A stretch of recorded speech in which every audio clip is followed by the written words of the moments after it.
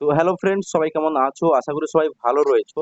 তো আজকে আমি তোমাদেরকে যেটা দেখাবো, এখন ফেসবুকে এই ধরনের ছবি, অর্থাৎ একটা টি শার্টের উপর তোমাদের যে কোনো সোশ্যাল মিডিয়ার অ্যাকাউন্ট, হতে পারে ইনস্টাগ্রাম, হতে পারে ফেসবুক, তো যে কোনো সোশ্যাল মিডিয়ার অ্যাকাউন্টের আইডিটা, যে ওই আইডিটাকে কিন্তু এরকম একটা টি শার্টের উপর বসিয়ে একটা ছবি এডিট করতে পারবে, এবং সেই ছবি তোমরা চাইলে তোমাদের ফেসবুক কিংবা ইনস্টাগ্রামে স্টোরি কিংবা স্ট্যাটাস লাগাতে পারবে।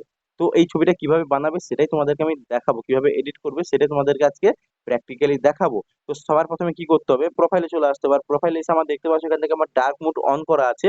তো এই ডার্ক মোডটাকে আগে আমাকে অফ করে নিতে হবে। তার জন্য সেটিং এ চলে আসতে হবে। সেটিং এ চলে আসলাম। সেটিং এ আসার পরে যে ডার্ক মোড দেখতে পাচ্ছ, এই ডার্ক মোডটাকে কিন্তু অফ করে নিতে হবে। তো আমি এখান থেকে এসে অফ করে নিলাম। তো অফ করার পরে দেখছো যে আমার ডার্ক মোডটা কিন্তু অফ হয়ে গেছে।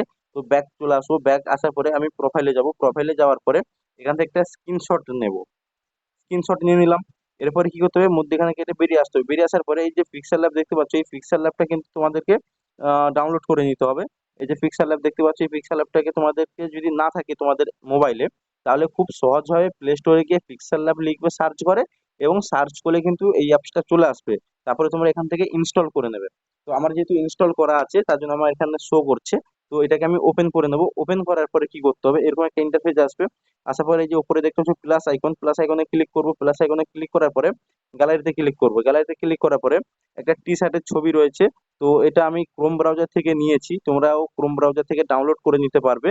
তো এইটা আমি এখান থেকে নিয়ে নিলাম, এবং নিয়ে এই যে কর্নারে নিচে আছে এটা ধরে একটু জাস্ট আমি এখান থেকে অ্যাডজাস্ট করে নেব, ছবিটাকে বড় করে নেব।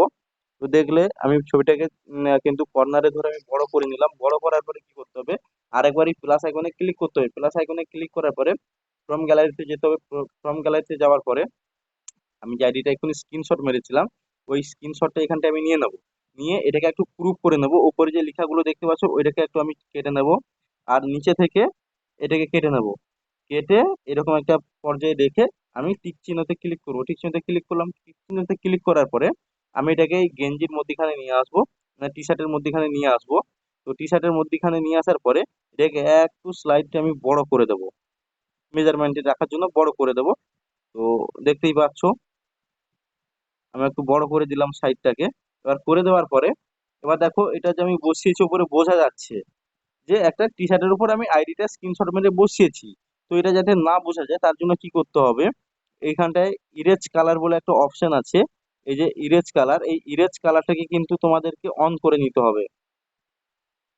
এই যে দেখতে পাচ্ছ ইরেজ কালার, এই ইরেজ কালারটাকে কিন্তু অন করে নিতে হবে।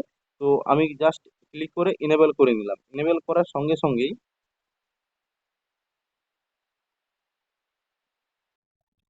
তো আসার পরে এখানটা ইরেজ কালার পেয়ে যাবে। তো এইটাকে ক্লিক করতে হবে, এই যেটা আমি স্ক্রিনশট মেরেছিলাম আইডিটাকে, এটাকে ক্লিক করার পরে ইরেজ কালারে ক্লিক করতে হবে। ইরেজ কালারে ক্লিক করার পরে এটাকে এনেবেল করে নিতে হবে। এনেবেল করার পরে আমি টিক চিহ্ন দেবো। টিক চিহ্ন দেওয়ার পরে দেখতেই পাচ্ছ এই যে পিছনে যে ব্যাকগ্রাউন্ড যেটা বোঝা যাচ্ছিল এটা কিন্তু বোঝা যাচ্ছে না, পুরো যেন মনে হচ্ছে আমি টি শার্টটার উপরে এই আইডিটা আমি ছাপিয়েছি। ঠিক আছে? তো এরকম একটা ছবি তোমরা এডিট করতে পারবে খুবই সহজভাবে, এবং তোমাদের সোশ্যাল মিডিয়ার মাধ্যমে তোমরা পোস্ট করতে পারবে। সেটা হতে পারে স্টোরি কিংবা স্ট্যাটাস। তো ভিডিওটা এই পর্যন্তই ছিল।